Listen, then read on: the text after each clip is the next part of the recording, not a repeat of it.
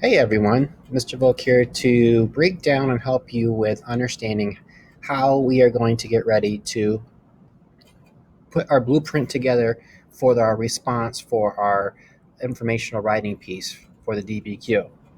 So we've looked at all of our documents, we've looked at all of the background information about each one of the major events that took place that's going to be a cause or could be considered a cause of the American Revolution.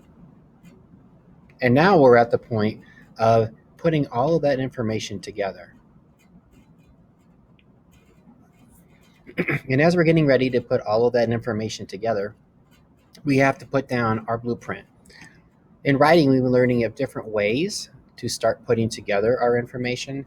And one of the ways that we're going to use for this time around is going to be, our graphic organizer looks like a flow map. To get to the flow map, though, we have to look at how we're going to answer the question. There's two parts.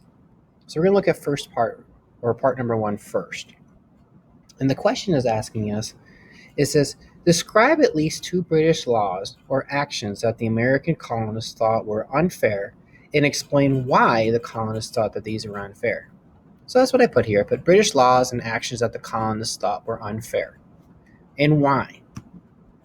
So notice here, where the Proclamation of 1763 says the purpose of this law or act. So what was this act supposed to do? We know what this act was supposed to do. And that's exactly what would go, in this spot right here. What did this act, when we looked at that line and went down the Appalachian Mountains, what was that act supposed to do? What did the king want the settlers to do and want them not to do? Why did the colonists feel this was unfair? And what reasons did they use to feel this way? What was the reasoning behind why they thought that this proclamation was unfair? And the actions that the colonists took to fight or resist, what did they do? How did they protest this proclamation of 1763? We need to make sure we include that because that's part of our response. Now, I know if we look at the second part, it's discuss at least two actions the American colonists took to fight or resist the British laws. We can't fill this in part for here. This last box is really for the last question. For right now, I would mention if there's any information we have that we might want to include here, we may use this for the second part. We always can add it to the first part, which is fine. We can always add how they reacted to this, how did the colonists react to this. But we also can pull from this information and use it for our second part if we'd like to. Okay. So that's one example if we use the Proclamation of 1763.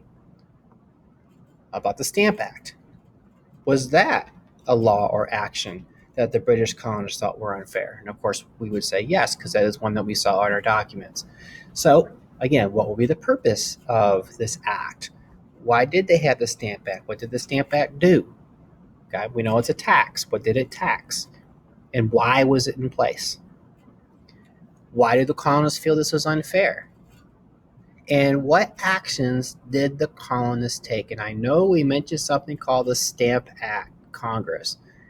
This would be an awesome opportunity to put that information about the Stamp Act Congress here, and we can put that in our answer. We can put that in our first part, and we can even put it in our second part too, which is going to be about the colonists taking action. Great resource to put there.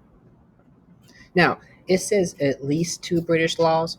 If you wanted to put three in, okay, and I put a third one in here, which would be the Intolerable Acts, that would demonstrate more understanding, more knowledge of what you've learned about the causes.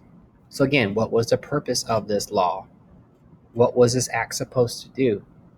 I'd even mention why Britain passed this law on the colonists. Think about what happened right before this. And I'll give you a hint. It's got something to do with the Boston Harbor. So look at your information. What was the response that the colonists or that the British King and Parliament had against the colonists for the colonists doing something really bad and very expensive that hurt the British economy? Why did the colonists feel that these intolerable acts were unfair? So when they shut down the port of Boston and when they had the Quartering Act, for example, why did the colonists feel this was unfair? And what did the colonists do about it? How did they resist this law? And I'll give you a hint. You can mention the First Continental Congress there. We have that in our graphic organizer. You can put that in there to help you. So that kind of wraps up the first part where it says describe at least 2 British laws or actions that the American colonists thought were unfair. Yeah, so that wraps that part up. Now we move on to part 2. So what did the colonists do that took to fight or resist, put up a stink against these British laws and actions? What did the colonists do? Again, at least 2 actions. You could choose any 2 that we learned. Here's one, the Stamp Act. What did the British colonists do? They did boycott British-made goods. And one of the things I would mention here, where it says with the Stamp Act, this is the part where I would mention the Stamp Act Congress. In fact, what I would do, and I'm going to edit this right now, and you'll have this changed too, but I'm going to put the Stamp Act Congress because that's in response to it. So they did boycott British-made goods, and they also realized something. And then I know I have townships. Actually, I'm actually going to take this out, and I'm going to put the First Continental Congress. I'm going to take this,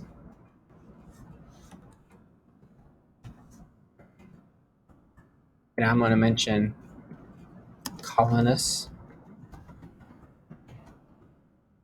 resistance.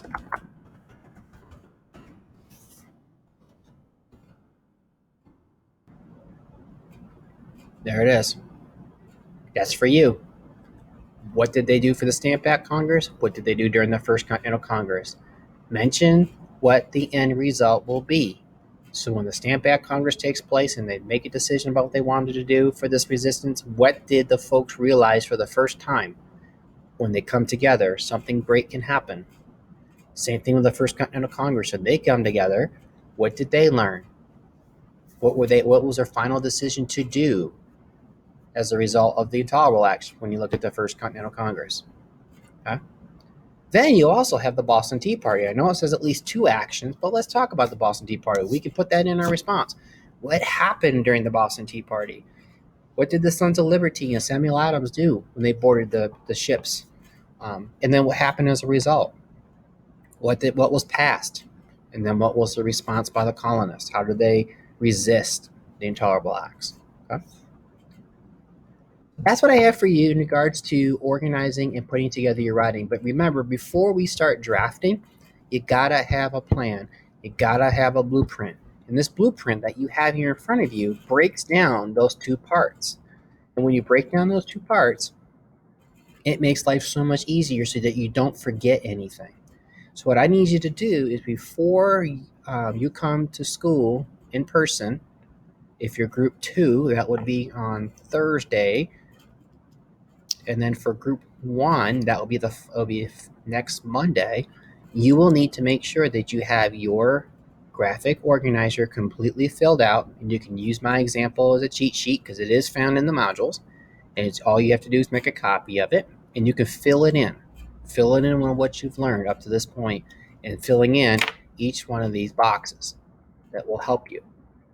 So when you come in, make sure your boxes are filled, and I will help you begin to start writing your paragraphs and start putting together your response. If you have any questions, feel free to email me, and I'll be more than happy to try to help you. But this model, this graphic organizer, our flow maps, will help you tremendously. Take care, and I look forward to helping you draft your paragraph soon.